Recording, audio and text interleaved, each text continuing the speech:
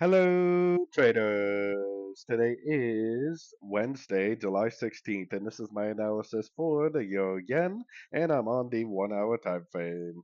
So on the Euro Yen, we definitely did drift down a little bit on the 1 hour time frame, but we are in a very, very, very strong uptrend on literally all the higher time frames.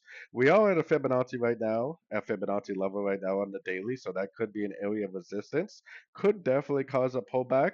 For me personally, I am not looking for shorts unless it breaks this structure right here, because anything we see to the downside could always just be a pullback to the uptrend. So I am definitely looking for longs. I would like to see this go down to maybe the 38% or maybe even lower. I definitely am not going to try to short it down to the 38% because this thing could literally just turn up at any time because we're in an uptrend on the daily, weekly, and monthly.